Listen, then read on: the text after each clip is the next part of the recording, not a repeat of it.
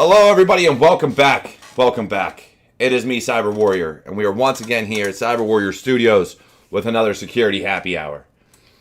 And I know last week I kind of screwed up. Y'all missed all my intro, so it was like muted the whole beginning until I got to other people's intros. But I fixed that this week, so we're good to go. But anyways, look, one of the things I didn't mention is I do want to thank everybody. I am over 1,000 subscribers. Actually, I think I'm at like over 1,100 at this point, which is amazing. I think I'm at about a year, just shy of a year of consistent content. So thank you everybody who has subscribed, followed, alerts, gets comments, likes. So if you aren't subscribed yet, please go ahead and hit that subscribe button. If you like any of my content, go through, look at it, watch this video, hit that like button down below, and please leave your comments, because understand that the more you guys interact with me, the more you interact with the streams and just the content overall, the more it helps get these people that are on our show out there. So to all my cyber warriors, thank you. But getting down to it, we do have two amazing people here. We've got Danielle Newcomer and Joe, the mayor, Helle. Honestly, I was surprised that Joe wanted to be on my show because he knows more and does more than I have done as of yet. So it was amazing to see. But I did know I had to get him on here, and having Danielle get a hold of me and knowing kind of her backstory to an extent, it was amazing to have her here as well. So let's get down to it. And let's say, Danielle, why don't you give us your introduction, kind of where you're coming from, and let them know how you got to where you're at. So where am I coming from? I've raised 3 kids. I've been married a long time. 26 years, and my kids have grown. My youngest is 17, and I'm pretty much an intellectual person, and anybody that's stayed home and raised kids can tell you it's not an intellectual exercise. It's a lot of wash, rinse, and repeat, and which serves its purpose and is a great foundation. And but it was not. I knew once my kids were old, what am I going to do now? And at that point, I was involved in neuroscience at University of Washington, doing some medical research. And that's what I had started. And so I thought I'd pursue a PhD in neurobiology. But the more I looked at it, the more I investigated it and saw the idea of what it would mean to be one, I saw that the PI that I was working for, she spent most of her time on the computer applying for grants. She wasn't doing all the cool shit like the experiments, you know what I mean, with the rats, and she wasn't doing the cool things that I was doing working in the lab. And so I just decided that wasn't the track for me. My husband's been in IT for a long time, so I had exposure to what the industry was somewhat about in security. But I decided by researching the industry more that there would be more opportunity for somebody like me that wants to make a change. And so I did what I have always done, which is to go on social media and seek the people out in the community that I wanted to become a part of. And I started to follow people on Twitter, and I learned about Diana Initiative, and I won a scholarship to go to DEF CON 27, I think it was. What are we, 29? Yeah, a couple of years ago. And so that was my first thing. So I just went to Vegas by myself and just listened. Just watched and listened and learned a lot about the industry and thought, shit, yeah, I can do this. This is something I want to do. And so I came home with the idea that I wanted to become an analyst.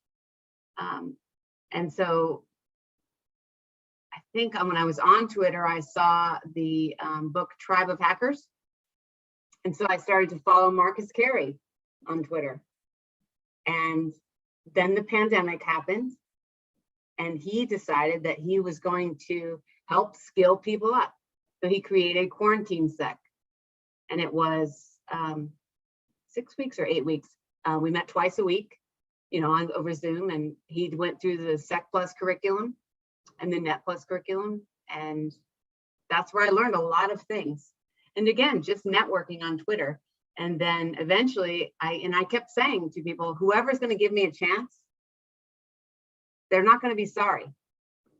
Yeah, I need somebody to take a chance on the dark horse, right? Because I'm not, fresh out of college and I'm not, but that doesn't mean I'm dead. I have a lot of skills. After being a mom of 3 kids, first of all, when it comes to logistics and multitasking, I'm an expert level. Most moms are like, right? So and then having worked in neuroscience, you're naturally, and you see behind me, I'm a quilter. You see all my fabrics, and I'm all about details. I'm all about patterns, and I always have been. And so when I went to create a resume, I tried to work really hard to put the skills that I had developed, map them to what you're doing in security, right? Which is very much about pattern recognition and details. And so I convinced somebody to give me a chance. And Aaron Sanis at Expedia gave me a chance. And so I went through an interview process, and I've been there 6 months now. I'm the SOC Analyst 1. And it's great. I'm really enjoying it. It was really hard. I will say it's really hard to start a new job. First of all, my first corporate job, mind you. So there's a lot of filtering that I need to learn. Having been autonomous for all these years and been the one in charge. And so now coming in as not only not the one in charge, but the grunt at the very bottom and in a corporate environment, whereas a lot of things you shouldn't say. I'm learning very quickly what you shouldn't say and what you can say. So that's been kind of a curve for me, but I'm really enjoying it. I wished I would have been able to meet people in person, just to be sitting in a room with somebody and say, hey, what's this? You know what I mean? And you don't really have that option when you're remote like this. So that's kind of made my walk a little harder, I think. But I'm learning every single day. Almost every single day I'm learning something. Yeah, and definitely it's one of those things. So one of the things I like to say is it doesn't matter how old you are, how young you are, what you look like, what you do, wherever you come from, cyber is a field anybody can get into. As long as you figure out what you want to do. And so even my father, who got his bachelor's degree in cybersecurity at like 50 some years old and works GRC, it's one of those things where it is completely plausible that I don't care how old you are, you can learn this stuff. You just have to have the drive and determination to do it. And if you're willing to put in the work and put in the effort and understand that this is one of those fields, and there's a few of them out there, but this is definitely one of those fields where you can never stop learning. Things change every day. There's always a new technology, a new software, a new bug, a new patch, whatever the case may be, a new piece of malware. There's always something that is going to force you to learn something new. And so as long as you keep up with that and understand that concept going in and have the willingness to keep going with it, then I tell everybody, dude, go for it. Go for it. I want you. The more people we have, the better off we are. But I do feel the same as you, that you have to look for that company willing to take a chance on you. Yeah. And it is very hard, but it's growing though. It is growing. It is growing, but what I think those that are changing fields later in life have on some of the people getting straight out of college, and even some companies don't even see it this way, but I do, is that they have that experience from whatever they're coming from. So if they're coming from a different career field, they have skills that more than likely you need. You just don't realize it. Like you said, with quilting and patterns and things like that, being an analyst is huge for that because you have to be able to correlate data. So yes, very much so, Danielle, I appreciate where you're coming from, and the fact that you got here the way you did and when you did shows that it doesn't matter who you are. It doesn't matter how old you are. Anybody can do it. You're here, you can do it. So thank you for sharing your story, and we'll get more into it here in a little bit. But let's move on to Joe, who is, happy just sitting here listening. He's one of, I ain't gonna lie, he's one of my favorite people that I see on LinkedIn these days. Twitter, I don't really see you on as much, but LinkedIn, you definitely come across my feed quite a bit for a lot of the trainings you're putting together and things like that. So why don't you give us your story and let us know what's going on, man? Sure. Well, I'm a reformed politician. That's where the mayor moniker comes from. I was an elected mayor before I got into IT. Um, Again, elected mayor, ran for our state legislature here in Ohio and lost the race. And it was just kind of a bloodbath with you start talking about legislative politics and trying to go down to the state capitol, and it was just a mess, and it kind of ran me out of politics. So, leading way back to that though, Army veteran, Iraq, Afghanistan. Been a paramedic, was a moonshiner and a distiller for a while, in my own business doing that, and moved into politics because I saw an issue with something and was elected mayor and did the politics thing. And then when I decided I was done with public service, because at 15 years of having my hand in the public service cookie jar, so to speak, whether that be emergency services, nonprofit work, elected office, et cetera, I was just kind of burned out. I'd done so much stuff for everybody else. Here I was just kind of, for the first time in my life, at a crossroads to think about me a little bit. And so I started taking a mental inventory on what the hell my next step was, right? What is this 32-year-old mayor or ex-mayor supposed to do? And I couldn't get management jobs. I couldn't get, anything because everything has a skills translation issue. Even if you're an elected mayor and you say, hey, I can translate this to CEO, the mayor is the chief executive officer for a city, and you're overseeing 10, 15, my budget was between 10 and $15 million a year. And I'm handling appropriations and, overseeing, the legalities and, the lawful disposition of public funds. And I couldn't get management jobs. I couldn't get anything. And it was just kind of disgruntling. Like, I've done all this stuff. People came to me for help and assistance to get their rent paid, to, all these things. And I couldn't get work to save my life. So I took it kind of a mental inventory and said, I'm done with public service for a while. I need to do me. And the only thing I had going for me really was I knew how to use a computer, right? 20 years with a computer, longer than that if you start counting Commodore 64s as a kid, and Packard Bells and all that jazz. So I decided, yeah, I'm gonna check out school and see where I can go from there. Decided down the road to sign up for Western Governors University. Had to get an A+ to get accepted because of the way their acceptance requirements are for some of those programs. You have to have some amount of life skill or certifications as a precursory requirement in order to be accepted to like the cybersecurity program.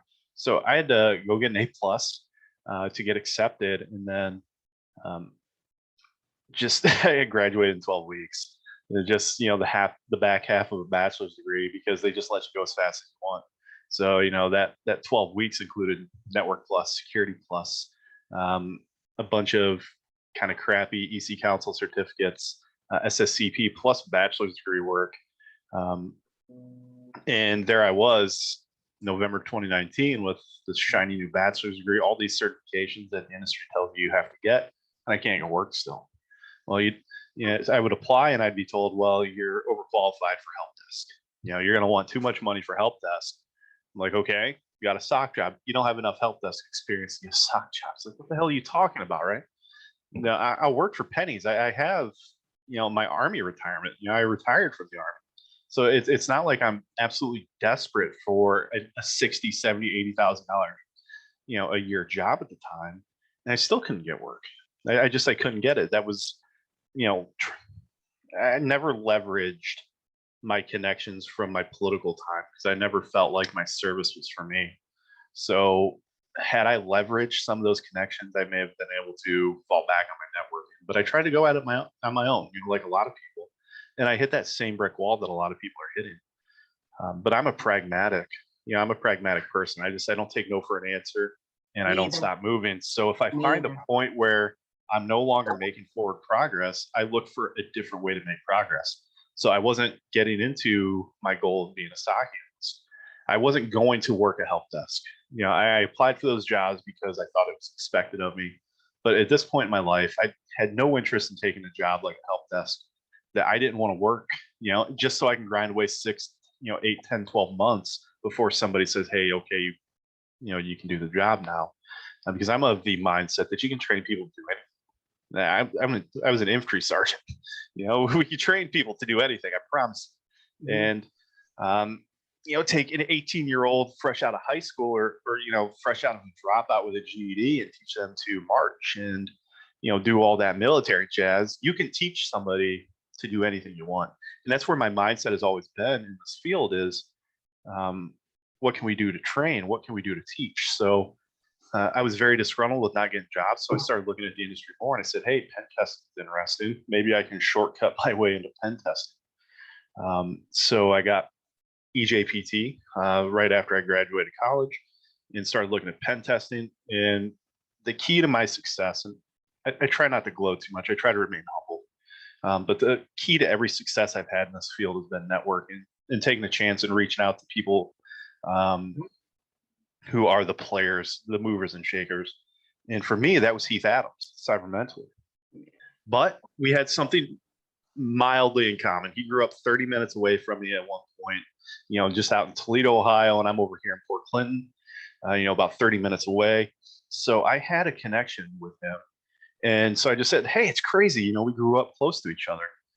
And it just kind of spawned this friendship and relationship that we were both able to mutually benefit from, right? And but networking, had I not taken that leap, had I not said, hey, I used to drive through your neighborhood, I know where you grew up at, maybe I wouldn't be working for him right now, because I worked for Heath as a senior pen tester. But that relationship that we built led to an internship with his company for a while to get some of that actual pen testing experience going. It led to, again, a wonderful friendship that him and I have, and eventually, working for him, a year after that internship. But it took a lot of work, and it took a lot of heartache and stress and misery. People who have followed me since last April now, so it's hard to believe I've been doing this stream thing, this talking thing since April 2020. But the people who have followed me have kind of seen that growth and where I've come from, and it's been never stop hustling, and it's exhausting. Danielle, you probably know you've hustled your way here too. But the hustle is real, and it can be unforgiving sometimes. And oftentimes you're like, hey, how did I get here? Was it worth it? Oh yeah, the imposter syndrome is daily. So you have to fight it off like a sword. It is imposter syndrome.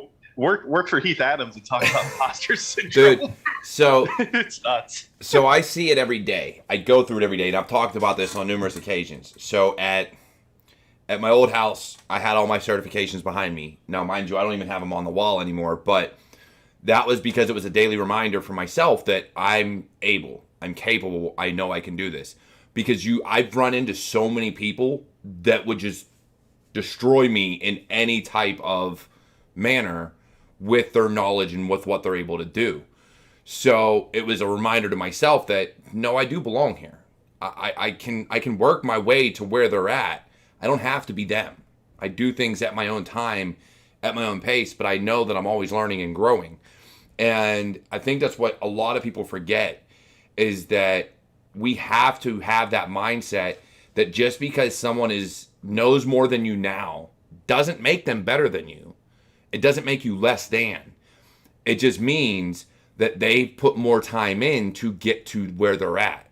That they've put that extra, they've got 5 extra years experience in the field that you just don't have. So it's okay. It is okay to feel like you don't belong, but understand that you do. Everybody belongs here. If you're willing to put in the work, you belong here. And I, like everybody else, I came out of the Army with, SAN certifications and everything else, but still got told no. Like, yeah, everybody's military friendly, but it just, they never want to hire you. Yeah, like so even with the credentials, it was still no. I don't even want to interview. No. Or yeah, I'll hire you, but you got to move here to an area that is, like DC, and we're not going to pay you enough to house your family. I got a wife and 5 kids when I retired out of the Army. Like, I can't move to DC for what you're willing to pay me because I don't have the experience. So I'm going to move back home. I'm going to go somewhere where I can afford to take less money because I have a support system. But some people can't do that. But it's one of those things where you have to just understand the path that you have to take to get to where you want to be and draw it out. Joe, you showed one of the best things that I think some people can do when they're trying to enter this career field. You did it for your course. Make it so you're never ignored was my success. Make it so people cannot ignore you at some point. If you're being ignored by human resources not looking at your application because you don't fit whatever the computer expects you to have as your job requirements, if they're looking at your application saying you don't have your experience, if you're not getting the interview, if you're not getting seen, make it so they can't refuse to see you. And that's exactly what I did. I started streaming. I was having 60, 80, 100 people on streams. I was posting to LinkedIn. I was posting to Twitter. I created a Discord. I've got 800 people over there. I made it so I was known. I was helping another Discord. Hey, can you send some of your people to mine? Because I could really use the boost. We'll see. But no, I feel you on that, because it's the same thing. And that was kind of why I did this show and why I started my channel, was because I told myself, and if I'm going to tell someone something, I need to back it up. So if I'm going to tell you, if you want to be like, you have to give companies something to look for so that they can find you, so that they know you say you know what you know. You might want to do it. And so for me, it was, I wanted to do this YouTube channel. I wanted to start a blog, which I kind of start and stop. But this now, over the past year, has become my baby. Like, getting people like you, Danielle, and Joe, and Kim Crawley, and Davin Jackson, and Tyrone Wilson, and Shannon Morse, and all the umpteenth others that I've had in the 30-some episodes I've done, getting their names out there. Because then we're all sharing stories. We're all sharing our past, our present, our future, and what's going on. Plus, we talk about the industry. While at the same time, I was doing Tech Tuesdays and Motivation Mondays. But I give people a way to find me. If you Google my name, you find me. You can't Google Cyber Warrior. You got to figure out what my real name is and Google that. But damn Army took over my Cyber Warrior name, bastards. And I'm convinced that blogging has minimal value anymore. Doing things like streaming has got a lot more value. People are able to see how you act and work in real time. Plus, it gives you the opportunity to give back some. The amount of people I've educated on accident, I started streaming because I wanted to help teach people, but I also wanted to make myself seen and known. But the amount of people I've educated just as a side effect of the things I've done has been exponentially, beneficial for myself, as well as other people, I hope. And that's something that people really forget about. Sure, if you write a blog and it's not well known and you just keep it as a resume bullet, or you put it on your resume, it's not going to have a lot of value necessarily. If you're able to, boost it with SEO or whatever you can with, if you speak some web, development skills, that's a lot better. But I think streaming makes it so much more difficult to ignore, especially, tech streams, right? You see those all the time, and there's not a lot of them. So when you go to Twitch looking for a tech stream, it's usually going to be showing up. And there's been plenty of times I've streamed late at night. So like, I didn't even know you existed. I just saw it on Twitch. But making yourself known and then giving back. Sorry, I babble a lot. Hey, it's fine. No, and it's one of those things. And Danielle, I want to get your take on this, because you recently went through this struggle with someone trying to give a chance to you, right? You needed someone to just give you that break.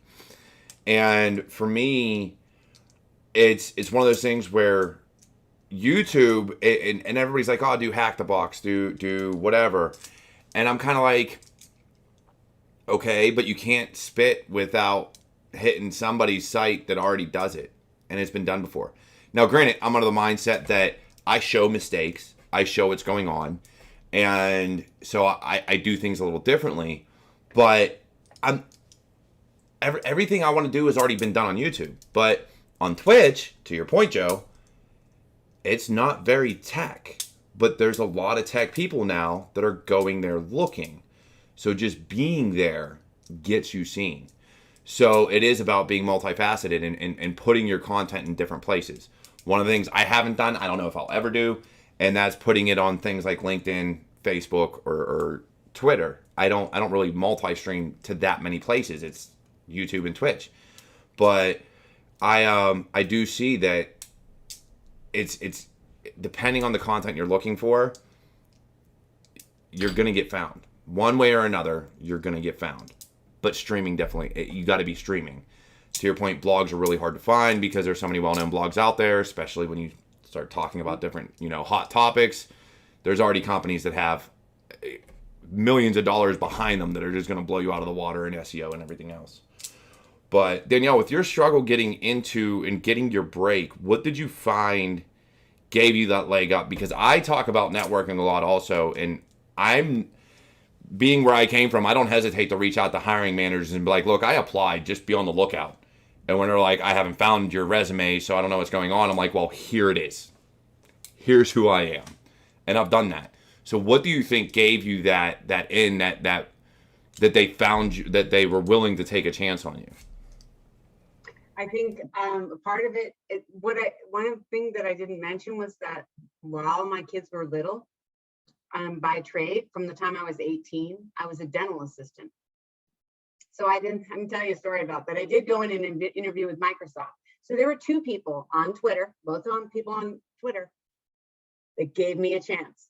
The first one was, I can't remember his name. I think his name was Adam. Anyway, he gave me a chance and said, he worked at Microsoft, and he said, I'll give you 30 minutes. Doesn't know me from Adam, knows nothing, right? And I go in there with my resume, and my resume has, dental assisting on it. And the guy sitting at the table, he's like, well, I'm not really sure. He's looking at my resume, and he's like, I'm not really sure what questions to ask you. And what I did, dude, is literally take over the interview.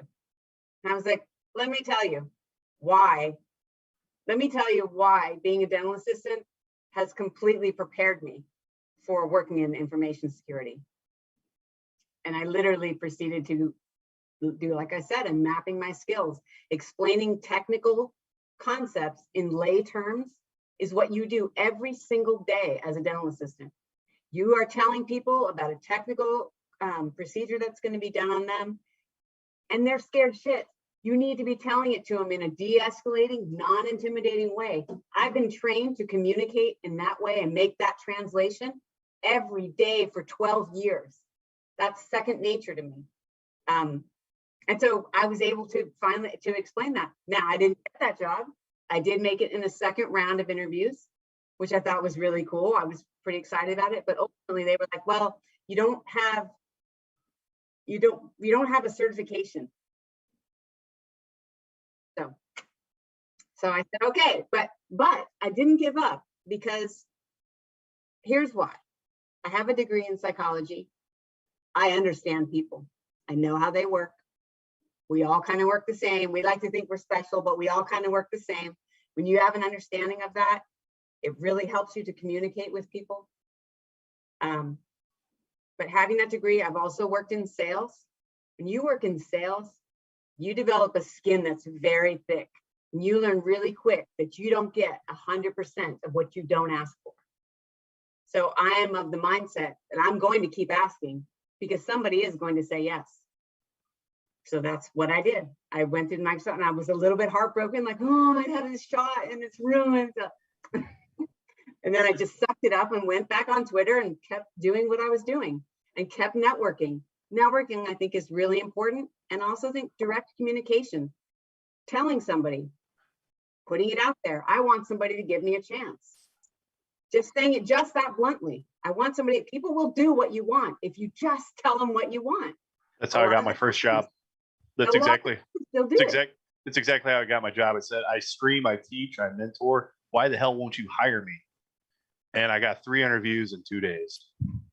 And two of them resulted in offers. One of them was my first pen testing gig. My first job in IT was as a pen tester, because that organization said, he's right. We should give this guy a chance.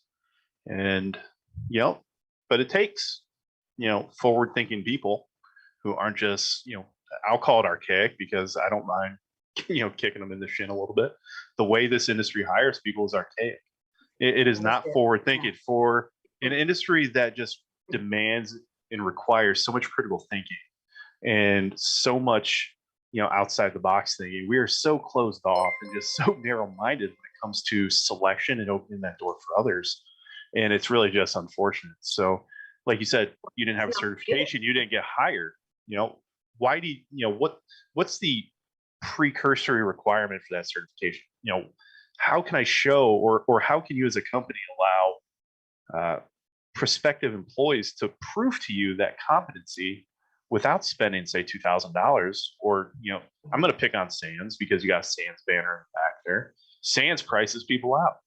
Sands is horrible. Sands pricing is utterly ridiculous. It's trash. What I will say though is for companies that require it, is utterly ridiculous. A company should not require a SANS certification. What a company should do is, if they want you to have one, make it part of, hey, when you get hired, we're going to send you through this training, because those are company sponsored certifications. Yes, there are people out there that save their money and have 10, 15 grand to drop on a course to go to a conference and boot camp and everything else. But I got mine through the military and through one of my other companies that I used to work for. I didn't pay for any of mine. And I don't think they should ever be required for any job. Now, you want to require something like a Sec Plus or a CCNA or CCNA Security or a Cyber Ops or whatever the case may be that are a little less expensive, got you. The OSCP even is kind of pushing it, because the course alone for 60 days of lab access is over $1,000. So now you're still asking people to put in like $1,100 to a course just to take the certification. And it's utterly, and again, I don't blame offensive security, because they've built this entire program. They got to pay their employees, and theirs is one of the lower costing certs out of all of them, beyond, your base level CompTIAs and stuff. But it is still to require someone to be like, hey, you need to get a degree, which is going to cost you, tens of, if not hundreds of thousands of dollars. And on top of that, I want you to get this certification that's going to cost you, for OSCP, $1,100.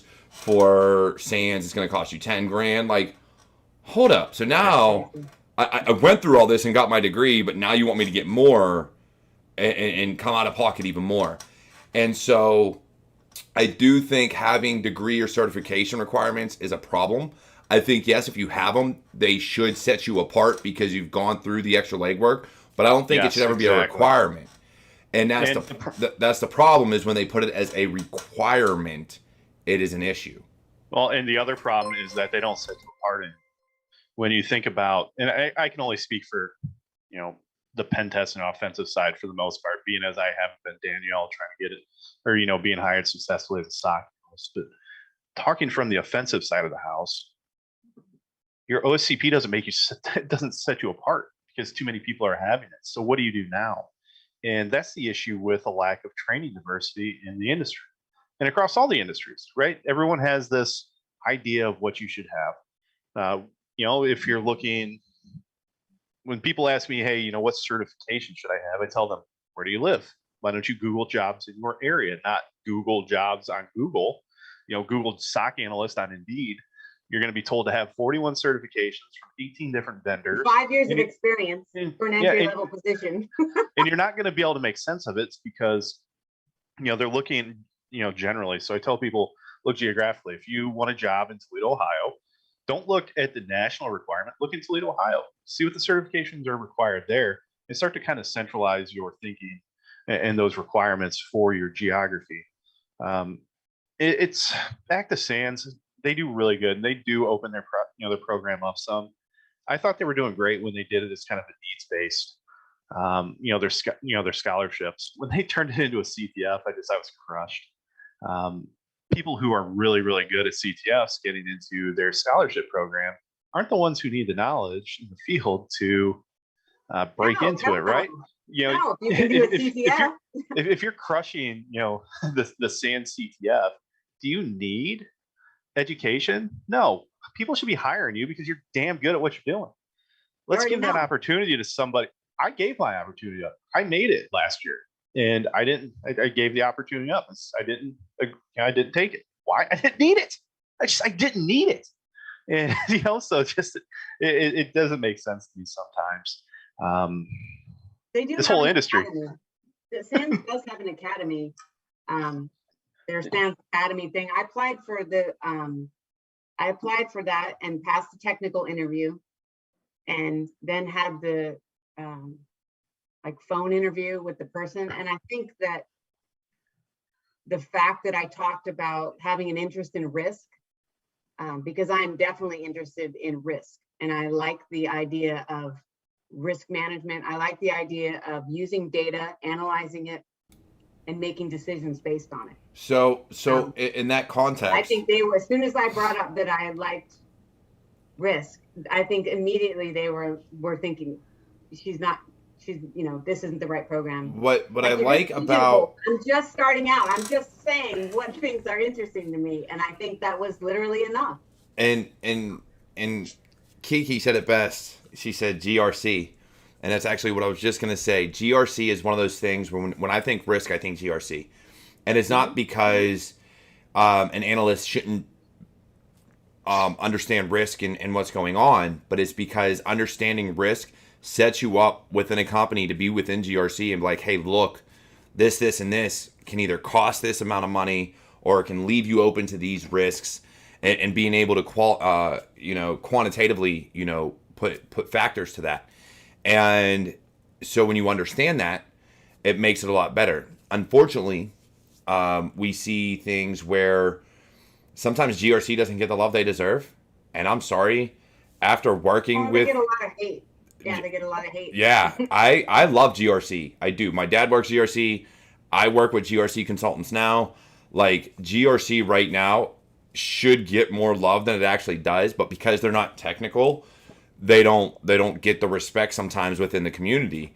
And it sucks because without them, you don't have policy, procedure, or any guidance to back you up whenever you say, hey, this leaves you open and you're screwed. And they're going to be like, why? Whereas if you have a GRC person there and you can kind of work with them to break it down, they're like, well, according to PCI, you should probably do this or else you're going to get screwed by regulation and you're going to get fined. Oh, so it's going to cost me money, not just a breach.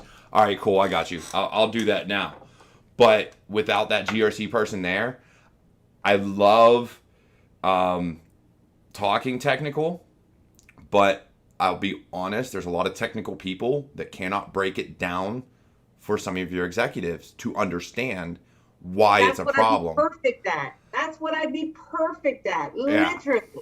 I could translate. And that is exactly now, but you don't come into this industry in that role, right? So I'm coming in as a SOC analyst. I don't have a burning desire for incident response. I know that that's the normal way. Tier 1, tier 2, tier 3, incident response.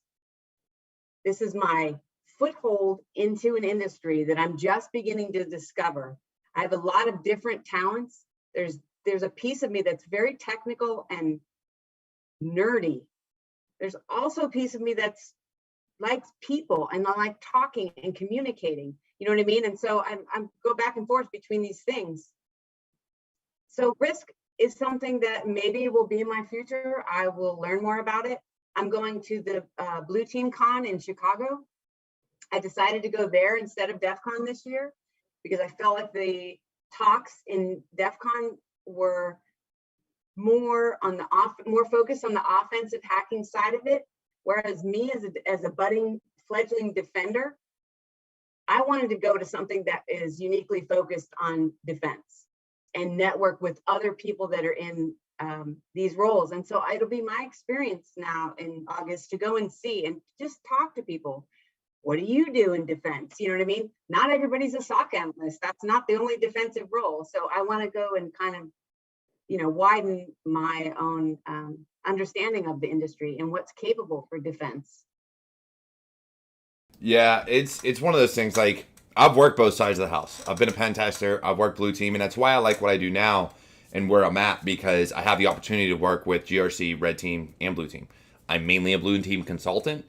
That's the majority of my work, but I get to interact with all three and give ideas, and we share ideas and things like that on how we can make things better for different companies and things of that nature. So it is one of those things where I feel you have to know at least when you're talking red and blue and purple, especially purple, you have to know both sides of the house.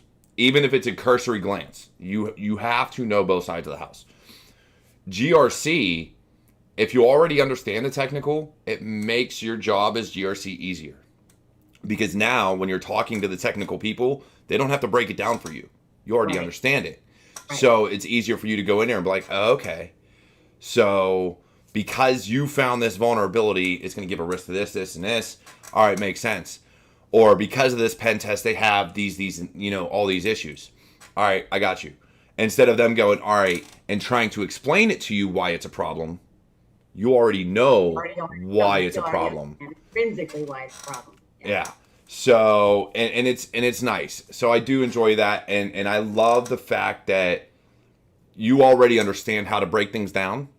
And you are in a position, you're in a position that makes it interesting. Because being an analyst now, but understanding risk, I have a feeling that if you put yourself out there and make yourself known within the organization you're with, you'll be able to move up and work within management, like talk to managers and things like that, a lot easier than anybody else you work with, because you already have that experience.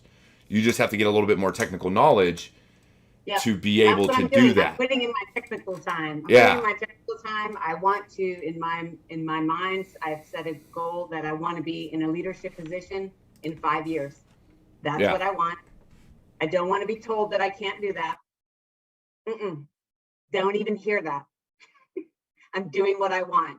And I wanted to mention to Joe that what you're describing, the things that you and I are both describing, is hacking behavior. Can't get in here, pivot. I'm gonna go this way. Pivot. I'm gonna go this way. We were already doing those things, just inherent in our personality of not giving up. Not giving up. I'm going and around. knowing how to talk to an individual, like you said earlier on, hack the person. You have to treat people individually.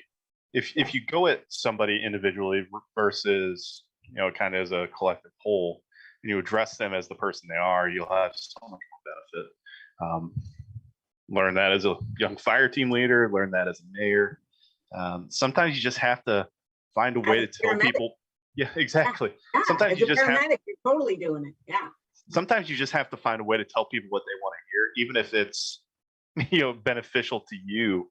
And there's ways to judo your way into that. Some people would call it manipulation sometimes. That's okay. Manipulation isn't always the worst word in the world. But if you make people feel good, if you make people see some benefit in whatever you're doing, even if they feel like they're getting benefit and they're not, it's still a win. And again, people don't like that word manipulation sometimes, but it's true. And it's hacking people. And you really you have to figure out how to talk to people directly to that person, not plus directly. I always talk to people directly because it's what I do, but find a way to appeal. Get ownership. Once you get ownership, once you get them to take ownership in what you're saying, done. That's so sales. Once you get them, it is. And like you though, Danielle, I worked retail. I worked sales. I did time when I was 16 years old working at Best Buy selling computers. Everybody thought I'd gone to college for it because guess what? I knew computers. I grew up from the time I was a kid. My dad had our first Packard Bell. I worked with him to fix it and had been fixing computers ever since. So I knew computer hardware, so it was easy for me to sell it because I understood what I was talking about. Whereas when you work sales, some people come in some people come in and don't have a fucking clue and are like, oh yeah, you don't want this, you want that one. Well, why? Well, because I said so and I'm the computer salesperson. Whereas me, they'd come in and I'd be like, you want a glorified typewriter?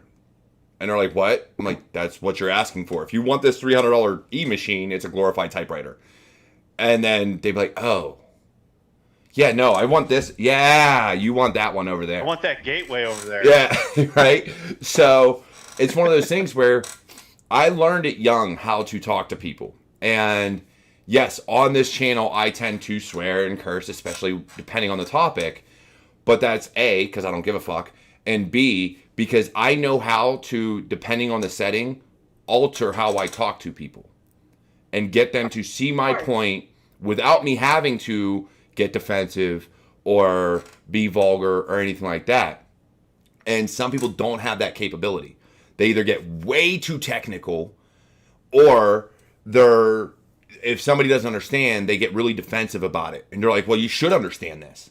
You should know this. You're in this position. You should know all these things. That's happened to me before. Yeah. And so you kind of look at it. And so I have the ability, just because of how I was raised. I've gone through business classes. I've started my own business. I mean, they failed, but that's more on me of not having the really capability because of family life to really do the 24/7 that's required in that first year. But I have that ability to talk to people. And it's one of the things, as a technical person, I pride myself on, is my soft skills, is my ability to sit there, and if I have to have a professional conversation, to have that conversation. And if somebody can't understand what I'm saying, going, all right. So, and being a mentor helps in that too, because sometimes people teach things differently and understand things differently. So you have to be able to sit there and be like, all right, so they didn't understand it this way. Let's figure out a different verbiage. Appropriate analogies. Yeah. Yeah. Really Let's figure out a different way to word it so that they understand. And, one of the best things that ever happened to me when I first started learning about like OSI model and things like that was when I was in the Air Force, because I did Air Force before I did Army. One of my trainers was like, please do not throw sausage pizza anymore. And I was like, what? The OSI layer? Yeah. He was like, please do not throw sausage pizza anymore. I was like, what are you talking about? He goes, what are the layers of the OSI model? And I was thinking about it, and then I thought about it as acronym. I was like, oh, now it makes sense. So now when people start talking layers and they're like layer 4, I don't think physical, data link. I go, please do not throw. That's transport. Because I say it in my head. And so it's you have to find ways to get through to people. And yeah, some people only understand you have to be brash with them. You really do. They only get it when you're very blunt and brash and say things in such a way that they're like, well, oh, okay. But 9 times out of 10, all you got to do is break it down either into financial numbers or just something a little bit easier. I've had people explain desktops and computers to me by using a desk. Literally a desk and things you have on your desk and filing cabinets and things like that. And I'm like, oh, okay, that makes sense. And I've used those analogies with my kids. I'm like, look at this filing cabinet right here. Yeah. Right? Yeah. This is your hard drive, right? It stores everything permanently. And they're like, oh. And it's really easy when you're newer in the field, because it's not lost on you yet what it's like to be the new guy, right? Or the new gal. So when you're talking to people and you're trying to process it yourself, because you want to make sure you sound right, you don't want to tick off the one Linux expert in the room who's going to say you've never used the find command before. I'm trying to prompt you to ban me from your Twitch channel and then get banned from your Twitch channel. You really, it's much easier when the stuff is still fresh in your mind and it stays fresh the more you interact with people and try to teach and mentor it. And that, the benefit is great, but it helps you not forget where you came from and remember that struggle that you had getting your foot in the door and making sure that when you're in there, you don't slam it on the next person, right? So, the stream and, what Danielle's doing, what I'm doing, what a lot of people are doing, trying to push those changes and that communication to say, hey, look, we made it. Here's how. Here's how we want to get you in there so that you can help the next person. We need people. There's no shortage. I got a position. If you're looking for DevSecOps, I need a level 3 consultant. So if you're in DevSecOps, please get a hold of me. I need somebody. But yeah, we need people that are willing to learn and willing to grow. And I think we have that. The problem is some of these companies, when you're looking at your major companies, they're looking for senior level. They want to pay them junior level, but they're looking for senior level. Whereas even though it's not for everyone, a lot of your consulting companies, if you find the smaller ones, and I'm not talking your bigger ones that have been around for years, I'm talking your smaller ones, they are looking for people to train because they're newer. I know. And so they know I'm going to have to train people, but they're younger. They've already come up. They understand the struggle of getting a job. So don't be blinded by consulting companies and be like, I don't want to consult. That's not for me. But think of the experience. Not only the experience they can leverage in the shortest amount of time. Your exposure to all different clients, different cultures, different systems. I think it's not just that. A great way. Here's my problem. I've worked for secular companies, right? I've worked for these companies that you just work for them. That's all you do. And a lot of times people get mad and leave organizations because they don't want to listen to them, right? So when you're with a sole company and your responsibility is their security and they don't take any of your advice or they talk down to you or whatever the case may be, you feel uncomfortable, you're stuck with that company though. So you have to leave. You don't have another option. You have to leave. Whereas when you work with consulting companies and you're a consultant, you get to impact other companies. You're not set to just one. Yeah, some have long-term contracts, but you're not set to just one. You get this look, all right, you do one project with one company and one project with another company, and some of these companies will listen to you, some of them won't, but at least you get that variety where at least you're making an impact with some of them. It's not an all or nothing. And so that's why I like consulting, because I get to work with so many different companies that I don't feel like I'm not being heard. Yeah, some companies you do feel that way. I was a senior security engineer for an MSSP. Been there, done that, got the t-shirt where you're like, you should probably do this. And they're like, yeah, okay, no. Hey, we need to have a call next week to set things up. Can we do that next month? Sure, guy. I mean, we're on your time. You're paying for it. Okay. But that's an advantage. You get to work with so many different ones. So I do feel some people get headstrong in that, I need to work for a company. I need to work for a company to be able to do these things. That's not always the case, man. MSSPs, consulting firms, they're always looking for juniors. They're always looking for mid-level so that they, A, have people to train, and B, because maybe they've already filled out all their senior roles and they need people to do some of the grunt work like threat hunting.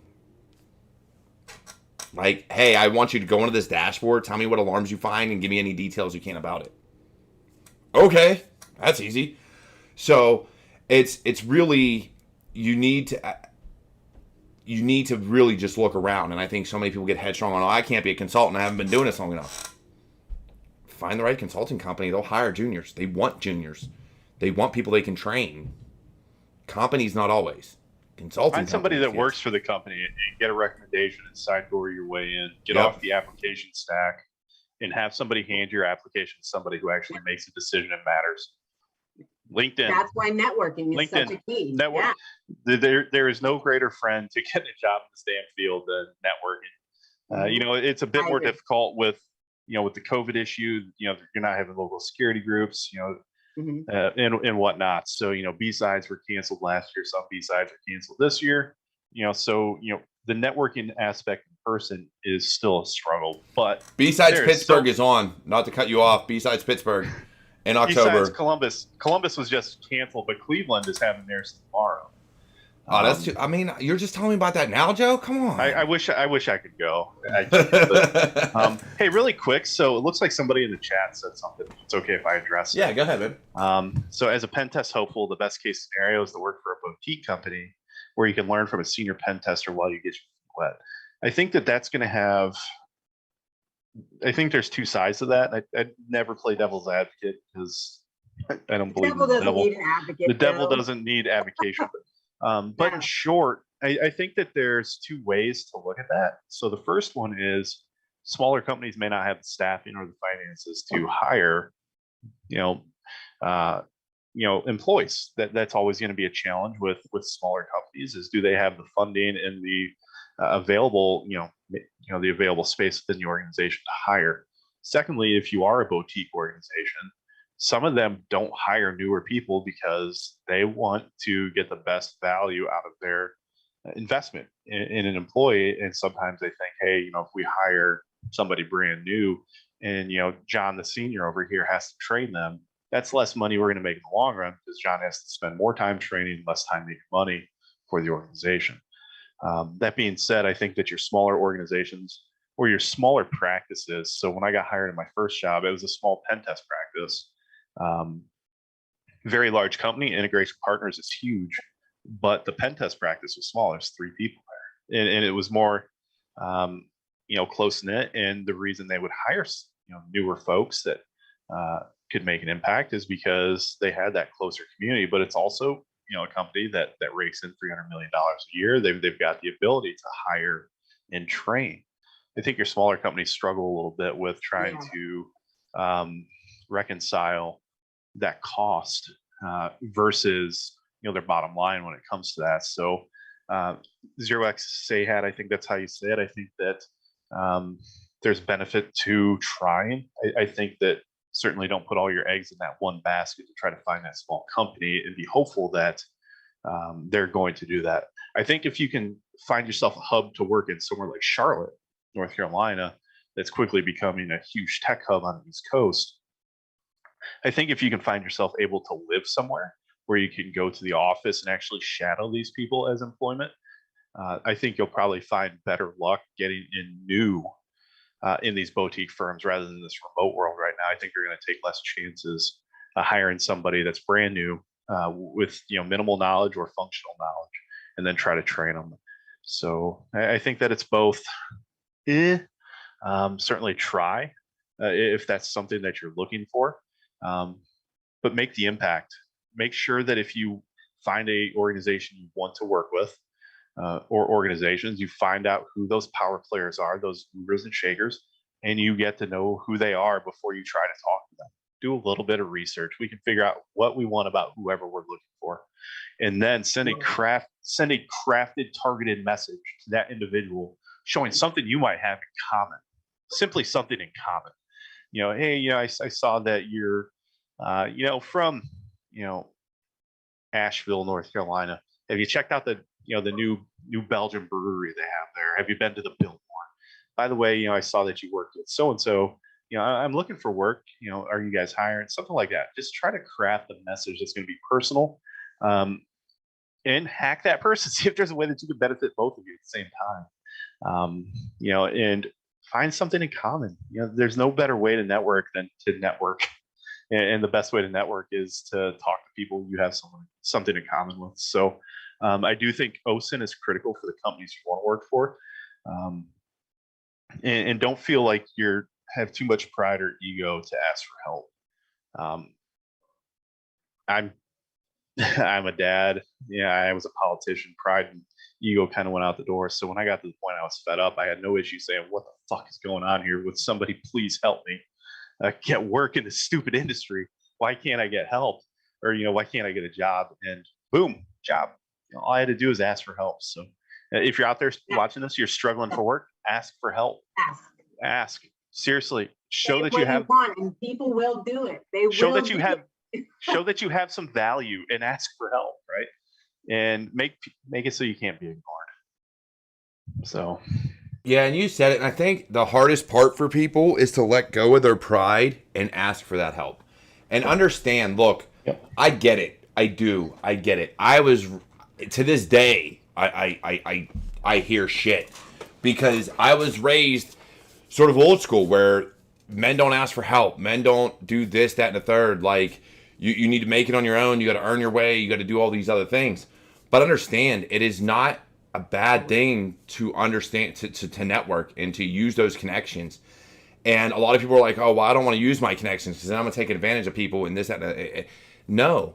Look, I built a network on LinkedIn for the sole purpose of A, a lot of them provide a lot of very good knowledge, and B, because when I was getting out of the Army, I wanted to be able to reach out to people and be like, hey, look, I'm retiring. I need, I'm looking for work. This is what I know. This is what I've done. You can find me here, here, and here. I've done all these things. Is there any way you can help me? Because when I started putting in resumes, I didn't hear a call back. And it's because of filters. Because of one reason or another, my resume just wasn't up to snuff to make it past an HR filter. It wasn't formatted the right way, or they couldn't read the right words, or I didn't have the right certifications. I mean, you think about it, I have SANS, but if they weren't requiring SANS, they were requiring an OSCP, and I didn't have an OSCP, guess what? I didn't make it through their filter.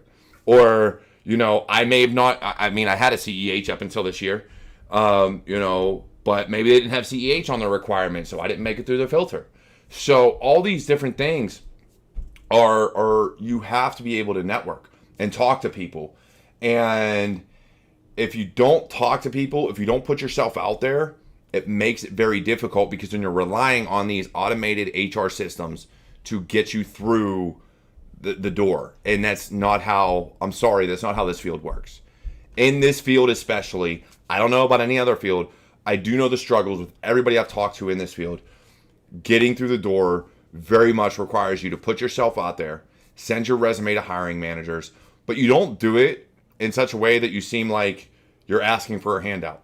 Like Joe said, get to know people, talk to them. Like, hey, make look, your own man, make your own damn door. Is Yeah. what I did. Make your own basically, door. like you talk to people and you're like, hey, I've seen you done this, this, and this. But hey, also, I saw that you were hiring and I've applied 10 times and never heard back. Is that because of me? Can I fix something? And don't be afraid to say, am I wrong? Is there something I need to do better? So many people are afraid to be like, am I wrong? Or like, I submitted my resume and didn't hear anything. And if they don't hear back, they're like, oh, they're an asshole. They never got back to me. Meanwhile, you didn't ask a question. You said, your statement was, I sent a resume, I didn't hear back. You never put in the question of, is there something I'm missing? Is there something I can do better? Is there something you're looking for? Because if that's the case, let me fix it. Give me the chance to fix it. And if you get through that door, if you get that interview, please send an email. Please email them back. Thank them for their time, because guess what? Just like it's time out of your day, it's time out of theirs. And if you want that job, send the email. Say, thank you for your time. If there's any other questions you have, I'll be happy to answer them. But I'm looking forward to further conversation. Make the impression. Yes. Plain and simple. Very much. So so. you touched on LinkedIn. And I got to go in here, and I'm sure the stream's about to wrap up. But you talked about LinkedIn, and for the longest time, I was on LinkedIn. For me, I was very selective about who I accepted as friends, because I'm there for me, right? That it's a networking platform, but it's also a get a job platform and industry platform. So when you're sending a message to somebody like myself, like Philip Wiley or the Cyber Mentor, or I had 700 connection requests this week that I accepted just because that's what I do now. Three messages. None of them were well thought out. They were just, I would like to connect. I want to learn more from you. Nothing that's of benefit to me whatsoever. You know what I'm going to do? Never remember who you are.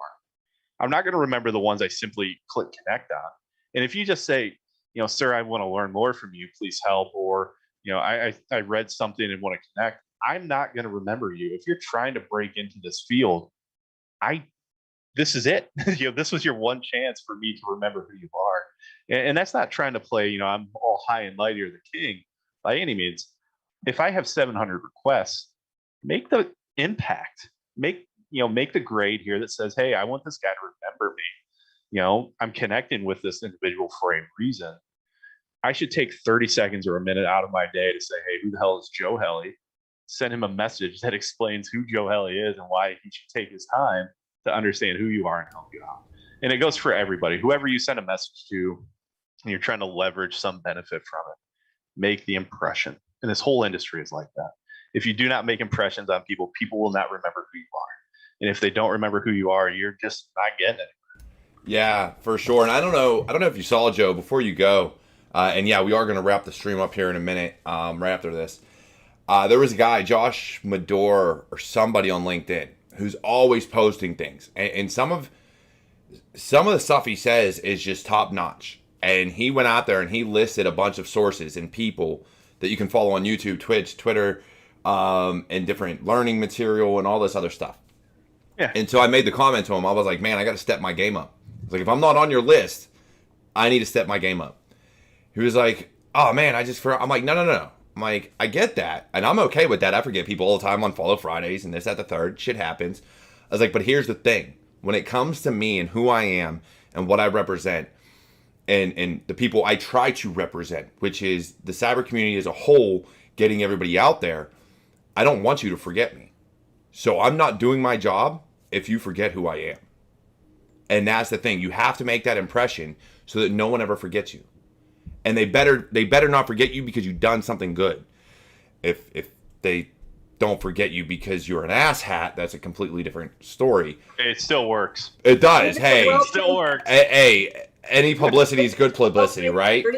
So they say. But no, my thing is, like, I don't want people to forget me because I have a job. I have a good career. I have a family. I have a lot of good things going for me. But if they forget me, then I don't get anybody else seeing. The premise to this show loses its purpose because then nobody knows to tune in and find me and look. So by me failing, I fail other people. So I got to step my game up so that I'm not failing everybody else and losing the premise to the show. So yeah, I completely agree that if you're going to make an impression, I hate the sales pitches. I hate the, hey, we have something in common. By the way, I sell this shit. Dude, don't, no. Hey, can I get a moment of your time? Just click on this calendar.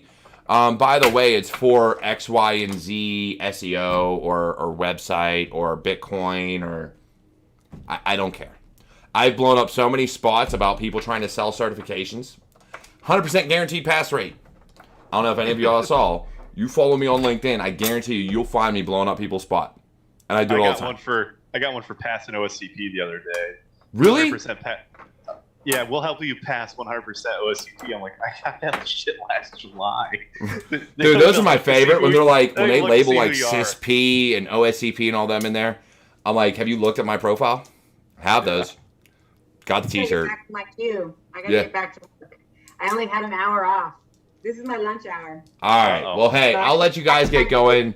It's been a pleasure talking to y'all.